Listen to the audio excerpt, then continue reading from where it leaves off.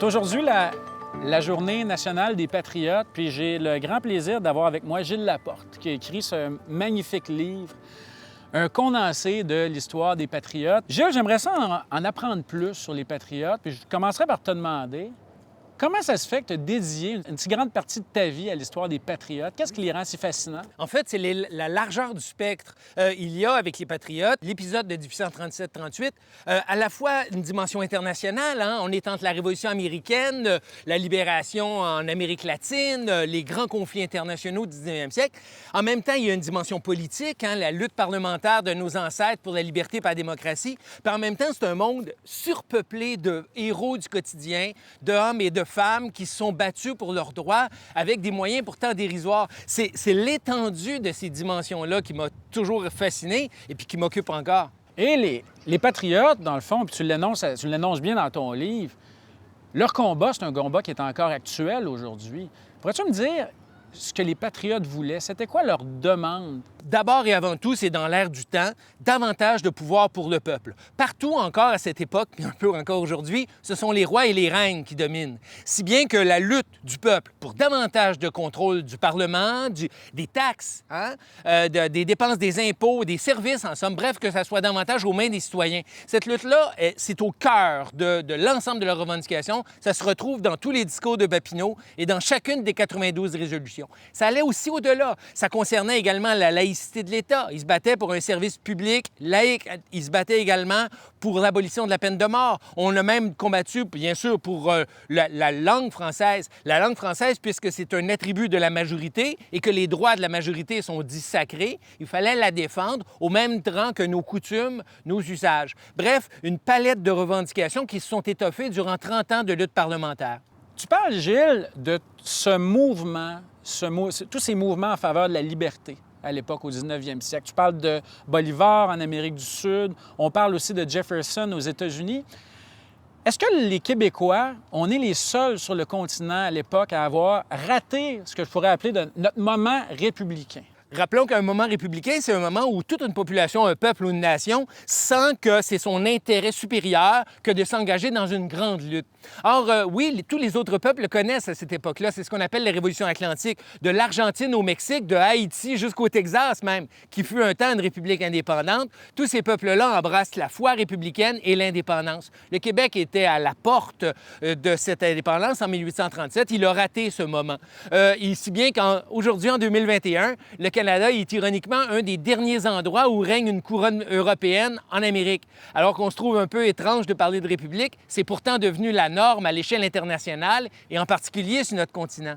Donc, si je comprends bien, le Québec vivant en monarchie et les Québécois n'ayant pas leur État-nation, ça fait de nous une exception alors que la normalité, c'est vraiment tout autre. Sans doute. Et d'ailleurs, en histoire, il ne faut jamais dire jamais, si bien que ces fenêtres-là se rouvrent régulièrement. Encore, on voit dans l'actualité bon nombre d'ex-colonies qui renoncent à leur lien avec la monarchie pour embrasser l'idée de république, qui ne meurt pas, parce que c'est tout compte fait une bonne idée.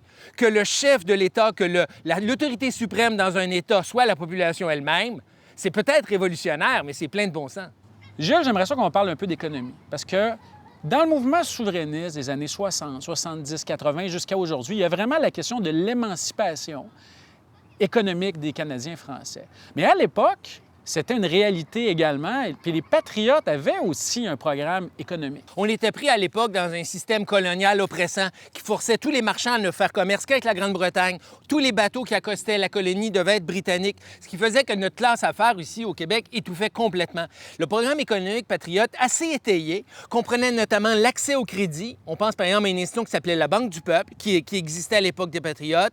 Également, à l'achat chez nous, on pense au mouvement de boycottage des produits britanniques, en particulier pour développer ici des manufactures détenues par les capitaux locaux. Et enfin, un développement d'un commerce régional à l'échelle américaine, c'est-à-dire lâcher le marché britannique et européen lointain et coûteux, et plutôt se tourner vers nos partenaires commerciaux locaux, notamment les États du Nord-Est américain et l'Ontario.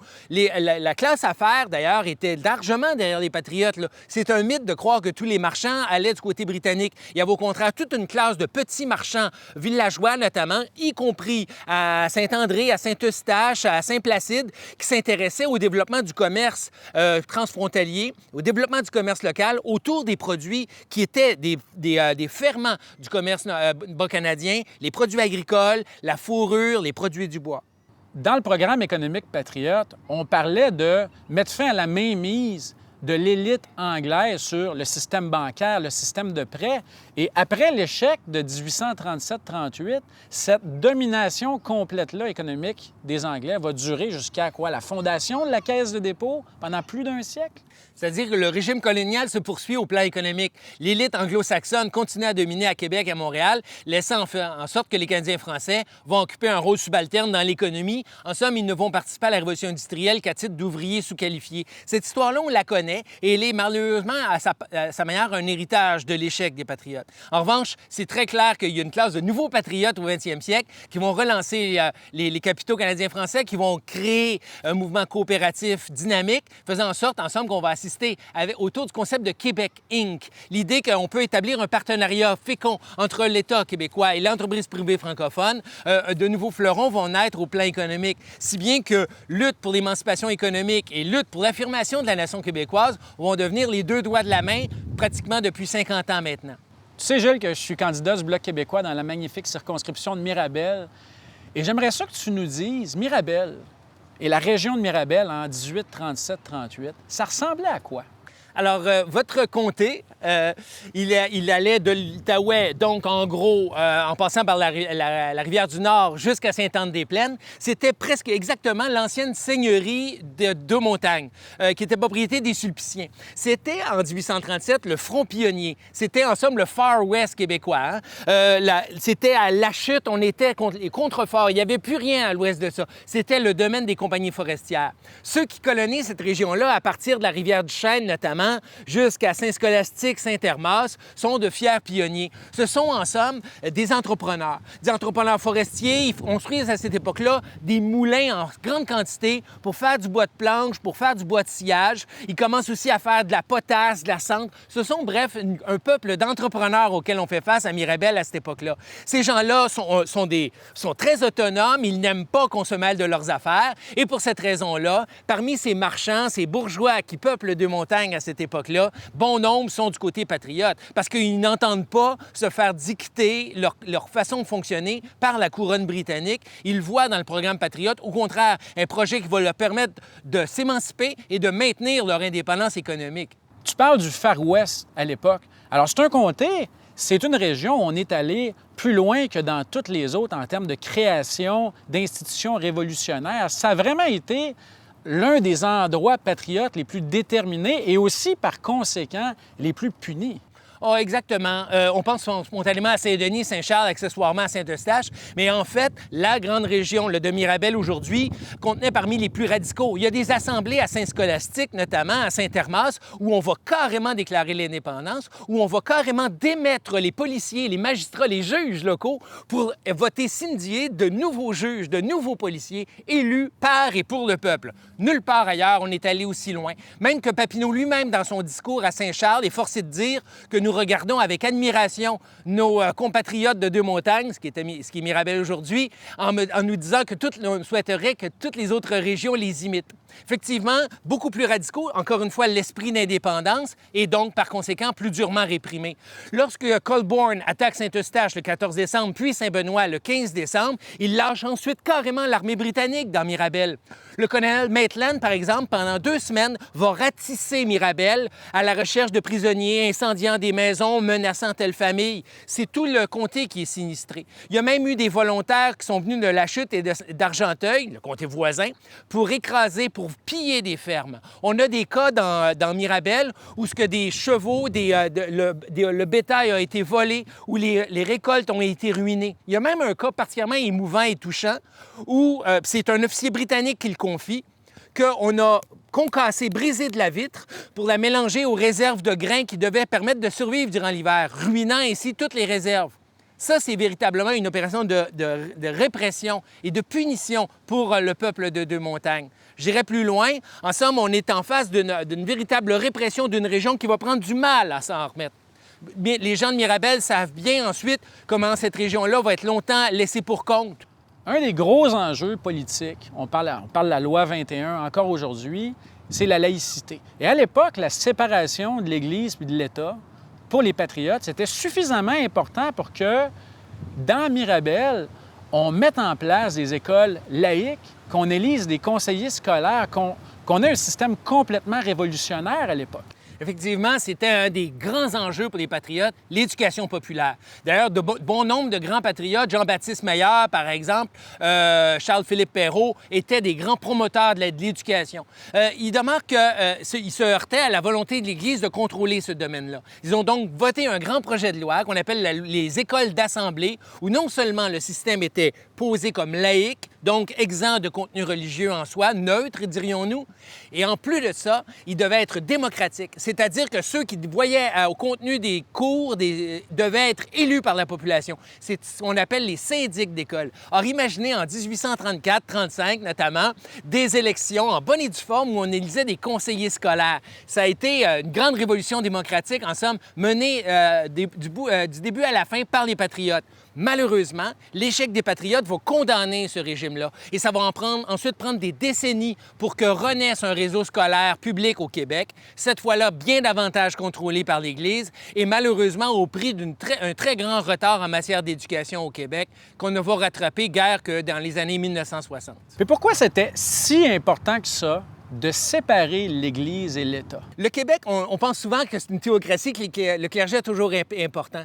Ce n'est pas le cas à l'époque des Patriotes. À l'époque des Patriotes, il y avait encore un enjeu, une société civile solide, ferme, qui souhaitait s'occuper d'éducation, des arts, de santé, comme un État moderne. Mais en revanche, l'Église également aspirait à jouer ce rôle. Cette lutte politique entre l'Église et l'État québécois, elle s'étend sur toute l'histoire du Québec et elle s'embrase notamment à l'époque des rébellions.